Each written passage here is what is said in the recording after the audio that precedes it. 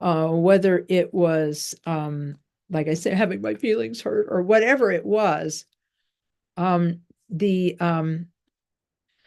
whatever it was that I was feeling, the instant that I could recognize it, that I was feeling that way, I was able to take hold of it rather than running away. Because most of us have had this experience. When we feel something, sometimes it's painful to feel that feeling. And so instead of feeling the feeling, we run away from the feeling. And there are two extremes we could run to. We could run away from the feeling and pretend it's not happening. We could like stuff it down, try to push it down, and pretend it's not happening. But if you do that long enough, it'll eventually explode. Or you could be the other extreme, where when you feel something and it scares you, you immediately fountain off some kind of mental affliction to sort of exorcise what your feeling is. But interestingly enough, neither of these methods, either pushing it down, suppressing it, or expressing it, sort of these two unrestrained ways of dealing with mental afflictions, are not helpful because we haven't dealt with the feeling. And so this is the function, I feel, of this particular slogan: 3 objects, 3 poisons, 3 seeds of virtue. In that, if we can feel what we are feeling, identify it, and then take it somewhere else, take it on in another direction, use the feeling to give birth to an aspiration. Use the raw material of that feeling to create something virtuous. Because usually when we're mad at somebody, we'll just use that as an example. Not that it's my favorite mental affliction, but it can be. So when we're mad at somebody, we tend to go around and around and around and around thinking about it, thinking somehow that by thinking about it a lot, it's going to somehow solve the problem. But it doesn't solve the problem. It only gets worse. And so what this does, it's like a flywheel. It just goes around and around and around. But the moment that we halt, it's like we put a stick in the flywheel and then we start turning it in the opposite direction. We start to go back into the feeling. Instead of running away from it, we go back into it. And by going back into it, we then take it and change the shape it has. Remember when David made his observation about using his awareness as the field, or seeing his awareness as the field for the imagination of the Tonglen exercise? Well, this awareness, when we are angry, has taken the form of anger. But we can also take that awareness and reconfigure it and release it back into the wild as an aspiration for goodness. And that is what is meant by 3 objects, 3 poisons, 3 seeds of virtue. The 3 objects upset us and make us feel things we want to run away from. But instead of running away, we stay there with them, have compassion for ourselves and for them, and then change them into an aspiration. So this is a restatement that I wrote in sort of plain American English. That when we are faced with pain, suffering, and adverse circumstances or mental affliction, take a moment to identify how you're feeling and then try this formula. May my difficult emotion contain the difficult emotion of all beings. By my working through this moment of fill in the blank, difficult emotion, may I and all beings be free of it. And furthermore, may we all become Buddhas, the complete freedom from this. And in this way, we've identified it and we've made the aspiration that it contain the negativity of all beings. And then recognize that by working through it, may I and all beings, we make the aspiration, may we be free from this. And may we furthermore go even farther than that and become Buddhas, the complete freedom from this. And so what happens when we do this is that we get out of that spin. We get out of the spin, we get out of the reification of the situation by saying, I offer this to all sentient beings. Basically, I offer this as a way of working with my own mental affliction.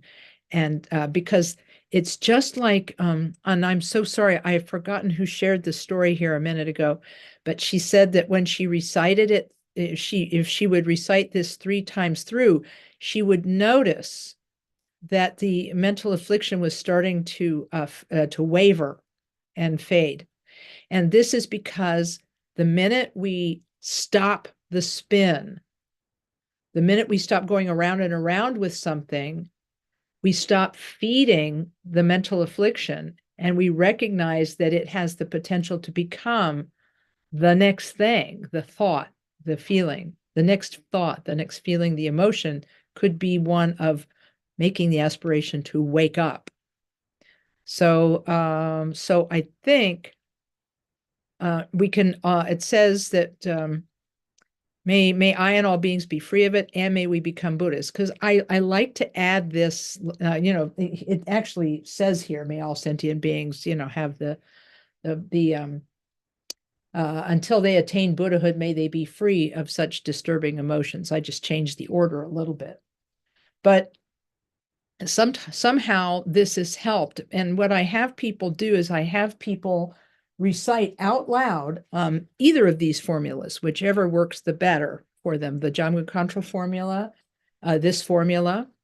And they recite it. I tell them, please recite it to yourself once a day, every day, whether you need it or not.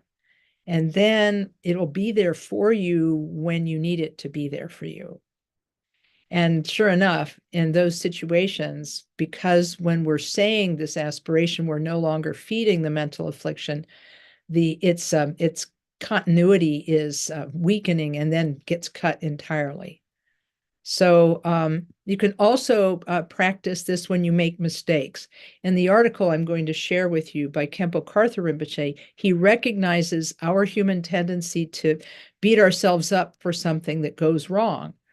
And then he says, when you make mistakes, Rinpoche said, instead of giving yourself a hard time, this is an exact quote from the article, think, all beings make mistakes.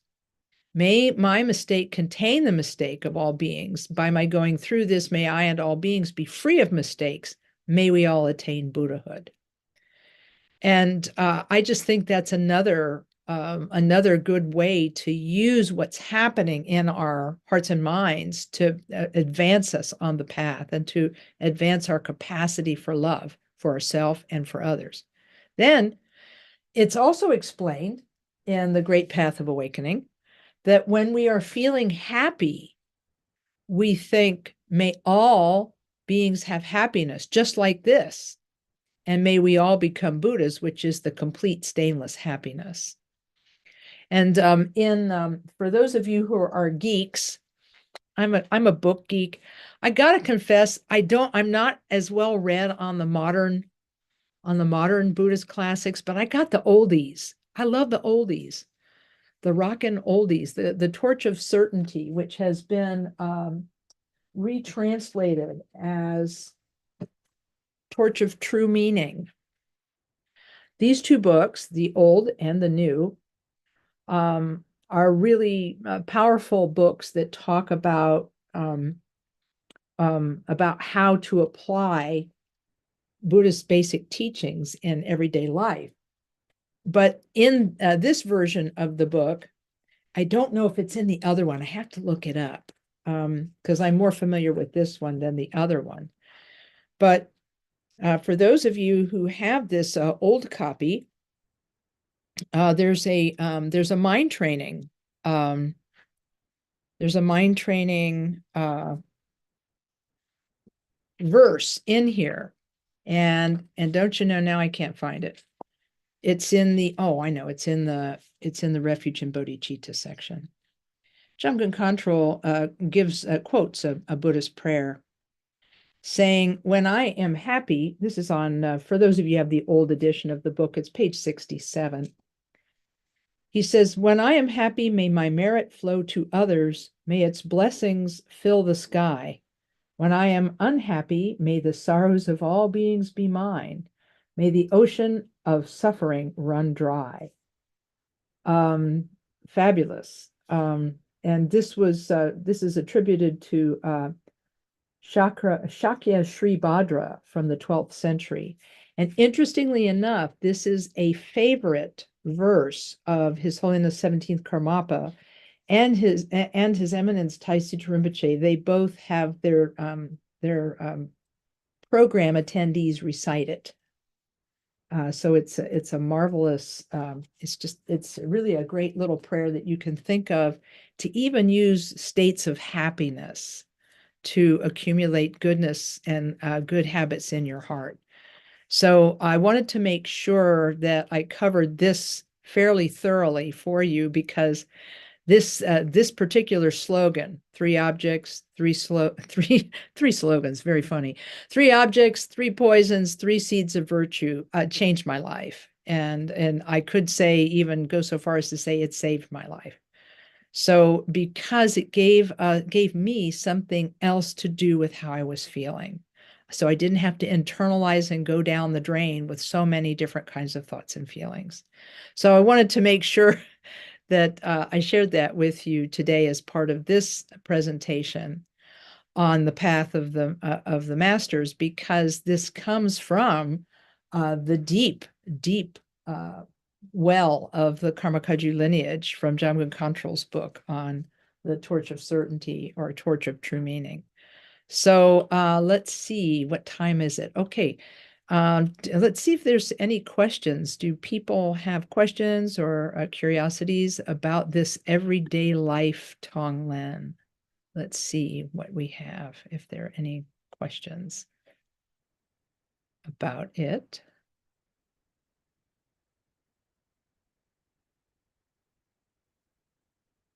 Okay.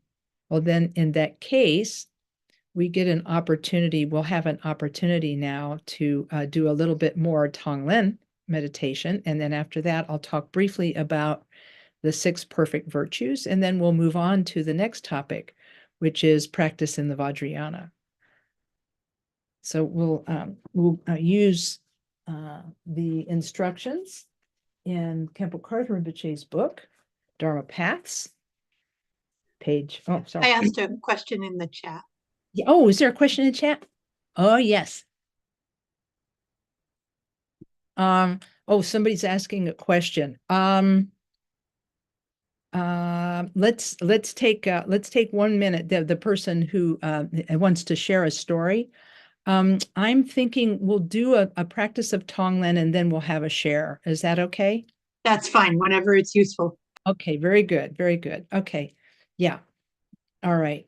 So we'll start as explained in Khenpo Rinpoche's book, Dharma Paths. We'll start with a little bit of quiet sitting meditation, using the techniques of placing the body in a posture of meditation, starting with the legs, the seat, the back, the shoulders, hands and arms, the chin, the gaze, and the tip of the tongue.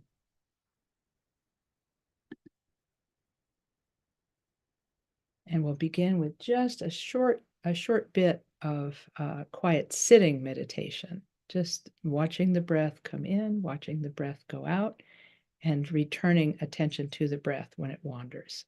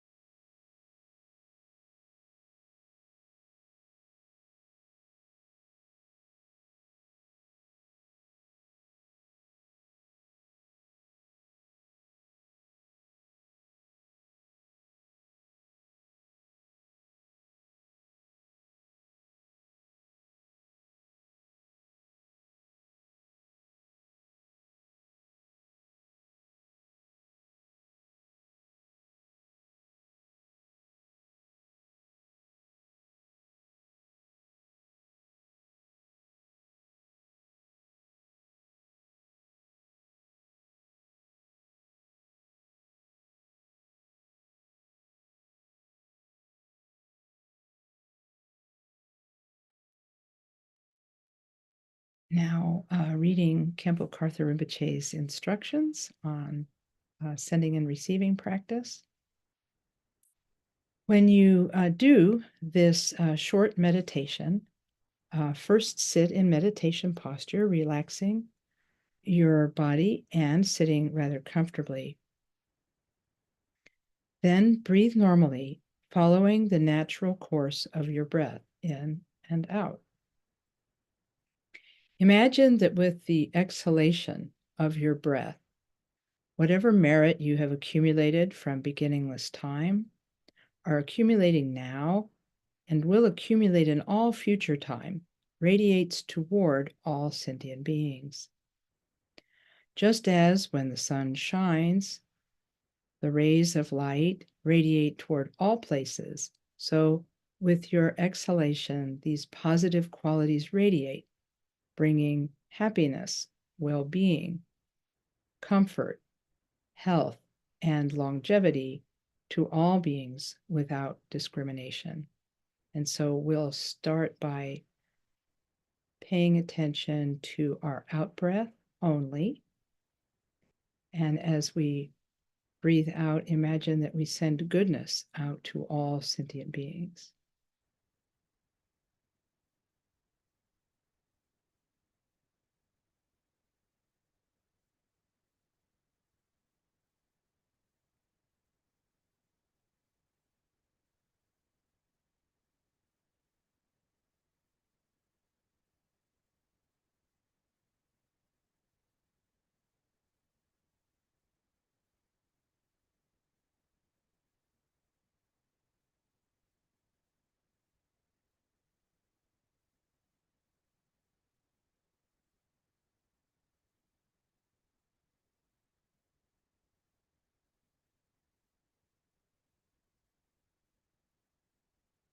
Next, continuing to read Rinpoche's instruction. Then, when you breathe in, imagine that you are breathing in the suffering, all the suffering, confusion, sickness, turmoil, and conflict of sentient beings. All the suffering and turmoil of sentient beings merges with you, and this uproots the suffering and confusion of sentient beings. However, because of the strength of bodhicitta, the power of your sincere attitude of wanting to benefit beings, as soon as the suffering merges with you, it dissolves into nothing and disappears. It is just as if you had collected some dust together into a little pile and a strong wind blew it away. Breathing in and breathing out in this way, meditate for a short time. So we'll meditate on this now. Breathing out and breathing in and removing suffering, and breathing out and giving happiness.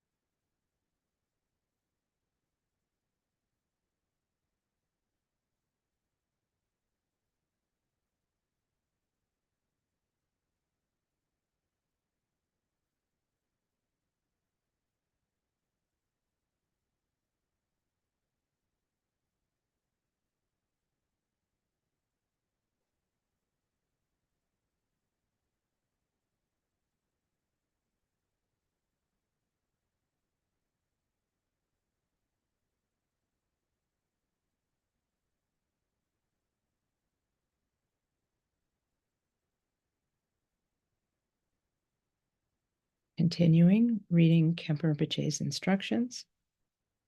After you have meditated in this way for a short while, let go of the mental focus and let your mind rest in a state of awareness. Attempt to have the sense that there are no sentient beings to meditate on. There is no person meditating. There is no act of meditation taking place. Try to transcend these three, which are relative, and give birth to something ultimate, something effortless and spontaneous, like the arising and disappearing of clouds in the sky. Just remain in a state of clarity. There is no act, no thought of doing something outside or inside. No you doing something. Just cut all of that off and remain in a state of awareness. So we'll rest for a moment and let go of the visualization and rest our mind in its own awareness.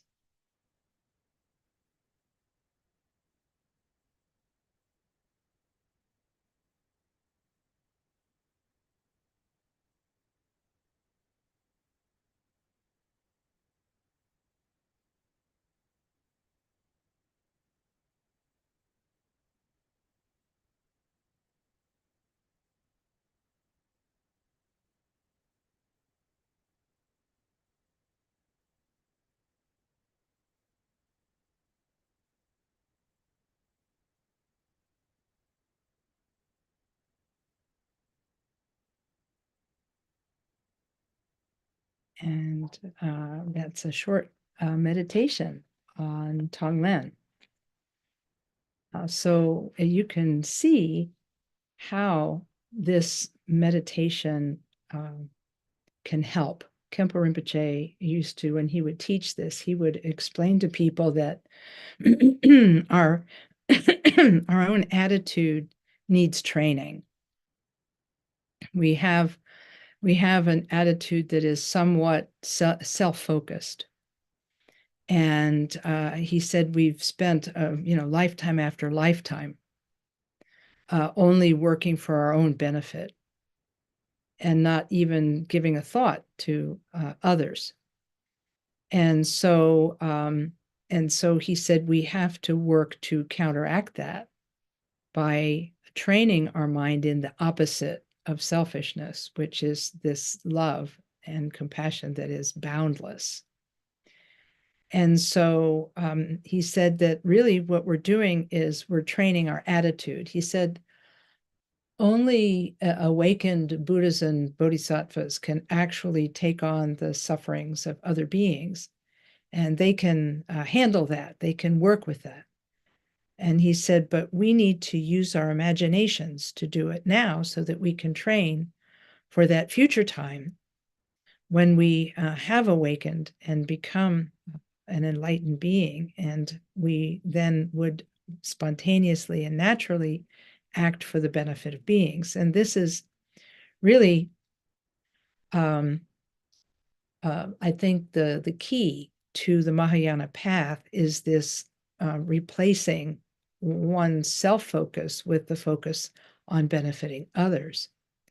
And if we think about, in fact, Jamgon Khantrul says that all of the development that we do in the Mahayana, we talk about, he said, the 6 perfect virtues and not abiding nirvana. He said it all arises from bodhicitta, that bodhicitta, if we train in that, that is sufficient. And you remember maybe from other Buddhist teachings you've received how the 6 perfect virtues proceed one to another. The first of the perfect virtues is generosity. These are all methods for letting go of our own selfishness. So the very first of these letting go exercises, if you want to call them that, is the exercise of generosity. When we are giving and open and giving and so forth, this counteracts our tendency to be grasping to our own benefit. And so in this way, generosity allows us to let go at a very basic level. But it doesn't stop there. if we are generous, it's easy to be ethical, which is the second of the perfect virtues. Ethics and morality give us a stable mind. Because you know how it is. If you're around a person who is not ethical, you never know when they're trying to fool you. You never know when they're trying to steal from you. You never know when their anger may erupt. And so Khenpo Rinpoche used to say, ethics helps us become stable inwardly so that other people don't fear us. So if you're generous, it's easy to be ethical. And if you're generous and ethical, it's easy to be patient. In the Guide to the Bodhisattva's Way of Life, Shantideva explains patience as the ability to hold one's center when things are going the wrong way. And in the chapter on vigilance, he talks about not answering back or not returning hurt for hurt as an example of patience in action. So if you're generous and ethical and patient, then the next of the perfect virtues, diligence, comes more easily to you. If you're generous, ethical, and patient, it's very easy to be diligent in your Dharma practice, seeing that Dharma practice is liberation. It brings about liberation. We may know that it's good for us to practice, just like we know that it's good to exercise and eat right, but we don't always do it. And so if we remember all of these other virtuous actions, generosity, ethics, and patience, that makes it easy for us to be put forward what one translator called joyful effort. I like that better than diligence in some ways. Translating diligence as joyful effort is good. It reminds me of anyway, it reminds me of a Christian saying, all the way to heaven is heaven if you practice the way. I thought that was really good. And so then if you're generous, ethical, patient, and diligent, then meditation can come to you naturally. You will naturally get on your meditation cushion and practice the inner stability that brings benefit to you at your deepest level. And if you're generous and ethical and patient and diligent and meditate well, then wisdom is the result. And so in this way, wisdom is both the culmination of the previous five, but it's also its own practice. Because even before we become a Buddha, according to the Gampopa's book, The Jewel Ornament of Liberation, and again, I'll have all of these titles and authors in the book list that I put up online for this. If you read in The Jewel Ornament of Liberation, Gampopa says that you can begin to practice wisdom by having the view of wisdom when you are practicing the other five perfections. In his chapter on generosity, he said, for example, you could give thinking there is no giver, no receiver, no object, and no action. He said, even though this is an artificial way, you're sort of putting on the clothes of wisdom without truly being being wise. He said, at least even if it's an intellectual wisdom that you're calling upon and thinking, I am giving something, but no giver, no receiver, no object, no action. He said in this way, you increase the benefit of whatever you are generous, whatever thing you give in generosity. So that's just a short summary of the six perfect virtues, which come about as part of your practice of the Mahayana. And Khenpo Rinpoche himself gave teachings on the jewel ornament, and many people will recognize the layout of his book, Dharma Paths, as being similar to the layout of the book, The Jewel Ornament of Liberation, or The Ornament of Precious Liberation, depending on which translation of the title you like the best. He proceeds very much in the same way, describing the 6 perfect virtues in the book, how we can practice them, and so on. So I wanted to make sure I mentioned that. Now let's see. Yeah,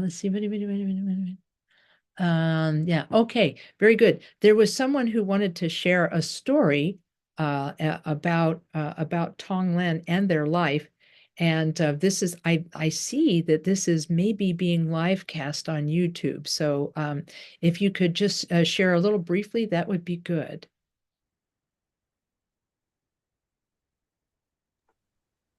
Thanks. Um, about 10 years ago, my father died. About 15 years before that, the police had contacted me saying he'd been accused of harming children. They asked me to give a statement because he had harmed me when I was a child. I came to you at that point because I was really bothered by thoughts of wishing him harm and thought of myself as a peaceful person and really was having a hard time making peace with this. And you gave me the gift of Tonglen, which started with praying for people who wish to harm people who harm them, or there's nothing that can't be Tonglen.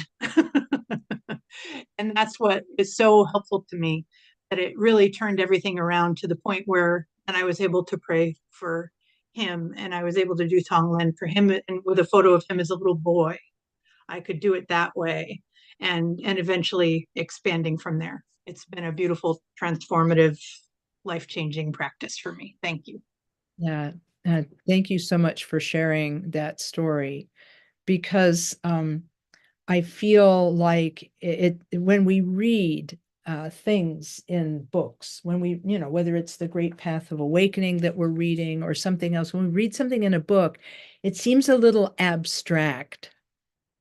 It seems a little intellectual and a little abstract. But when we hear people describe their lives and how these practices have been part of their life and how their lives are changed, it's a whole, it opens up a whole new world for us of possibility. And even in Dharma Paths, when Khenpo Karthar Rinpoche gives this really unique Tonglen instruction, he said, you can intellectually understand bodhicitta, the mind of awakening. You can intellectually understand it, but it's also important to have a feeling of it.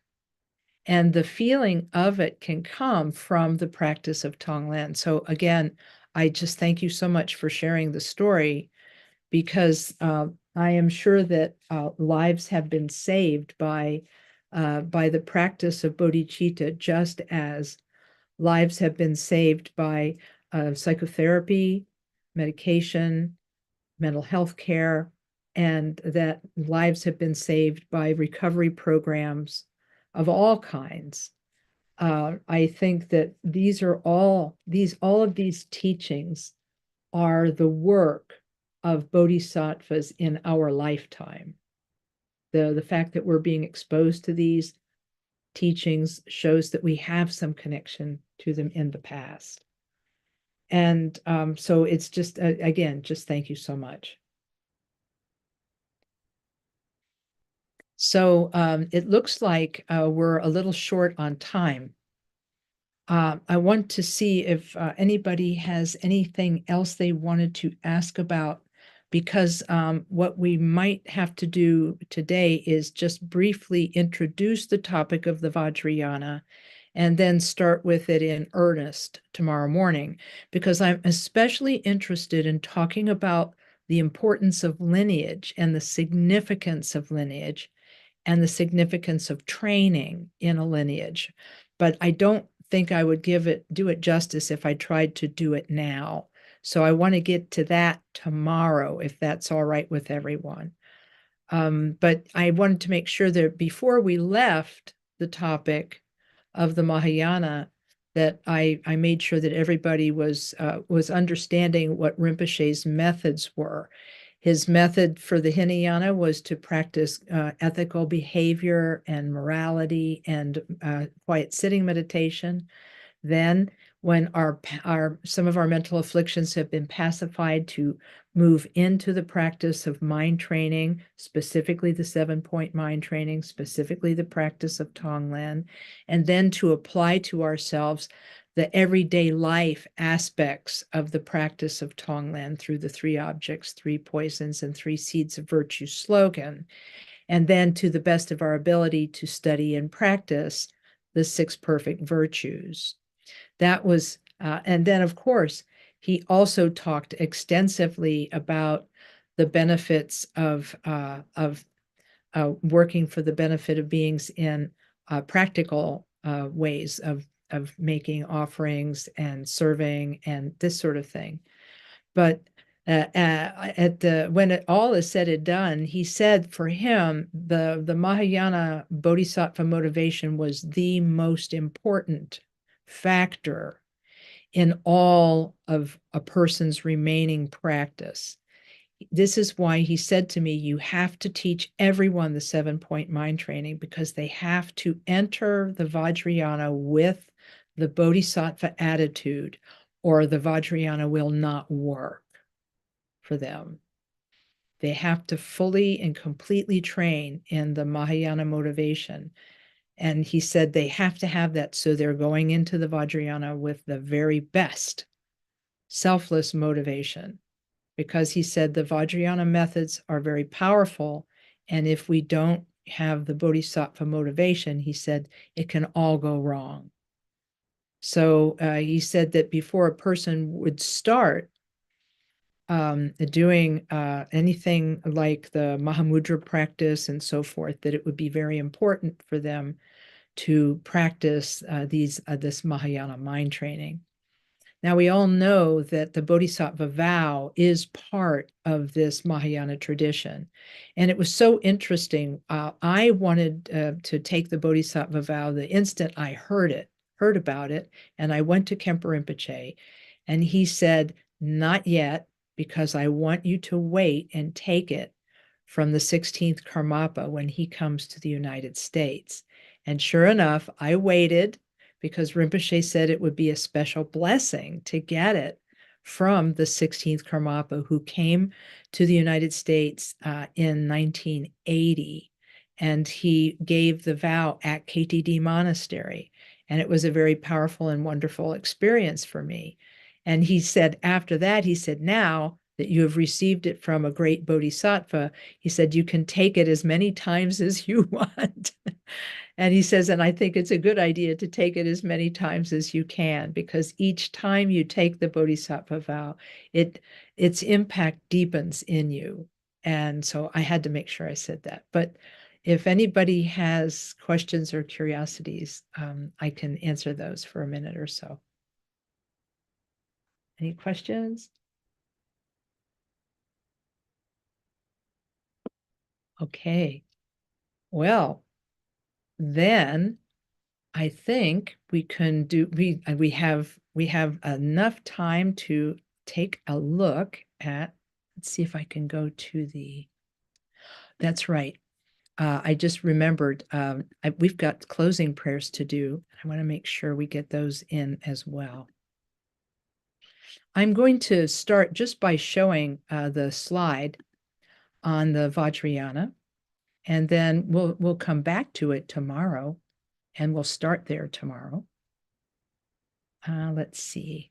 I lost my link to this. There we go. All right. I'm still learning Zoom after all this time. Let's see if this will do it. Yes, here we go. The word Vajra in Vajrayana means indestructible. And yana, as we explained earlier, means path or vehicle. And so you could call the Vajrayana the path of the indestructible nature, or the indestructible path. It's Khenpo Karthar Rinpoche said that the Vajrayana is not so much a separate yana as it is the Mahayana with special practices added in. The Mahayana motivation is behind it and is the root of it. but the teachings and the practices are based on the Buddhist tantras. And just as the Hinayana and the Mahayana are based on the sutras, the Vajrayana is based on the tantras. And what's interesting about this is Khenpo Rinpoche used the example of a gem dropped in a sand pile. He said in the sutra tradition, our Buddha nature is like a gem dropped in a sand pile.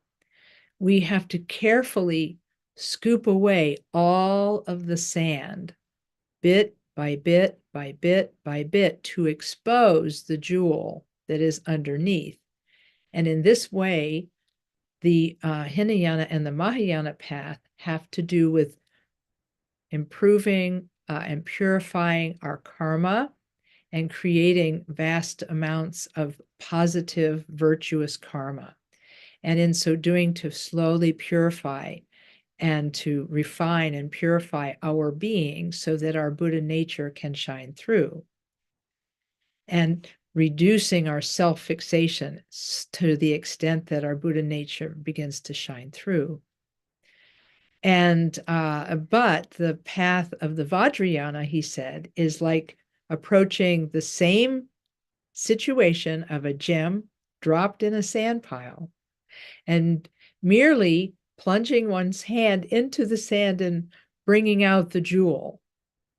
And he said that it's a little quicker. He said in the sutra tradition, our Buddha nature, we are considered raw material.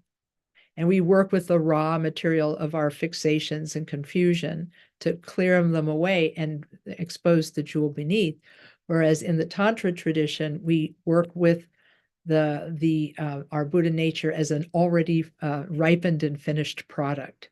And those of you who are familiar with mantra meditation know how this works. We visualize a Buddha or Bodhisattva in our presence in mantra meditation. We pray to them, we receive blessings to them, and then we become them. And in so doing, begin to uncover and reveal our Buddha nature and relate to our Buddha nature directly. And there are two paths in the Vajrayana, the path of liberation, which are practices of deep, penetrating insight meditation, such as Mahamudra and Dzogchen and the Great Middle Way. And then the path of skillful means, which is mantra and yogic discipline. And so we're going to not talk about all of the practices tomorrow because there won't be enough time. But what we can do tomorrow is talk a little bit about Vajrayana practice and how Rinpoche had people train in it. Because his methods of training were quite good. I enjoyed them a lot. And I'm happy to share them with you. So I wanted to make sure that I at least introduced the topic today, so that would provide some tendrils, some positive momentum toward tomorrow's presentation.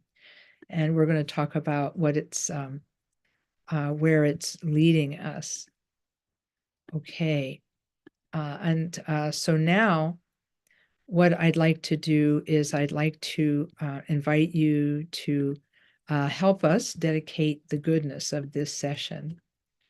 One of the benefits of the practices that we do is that we accumulate a great deal of virtue through them. And from the Bodhisattva point of view, we don't keep that virtue for ourselves. We share that virtue with all beings, thereby expanding its benefit greatly. So we will recite these prayers and let's see, and think that we've pulled together all of the goodness we've accomplished here, and plus all the goodness that we are accomplishing now and will accomplish in the future, and dedicate it to the future awakening of all beings. And coming to Buddhahood, may they benefit all of us. So I'll recite these as best I can. 我家坤宁切让苏卡尔玛帕，教坤春雷七度卡尔玛帕， Jiao kun dun so huang kur karma pa. Organ dro du trin lei shop ten so. Sunam di tam che zit pa ni. Tob ne ne pedra nam pam jene. Ke ga na chi pa lap tru pa yi. Si pe so le dro an yu dro sho.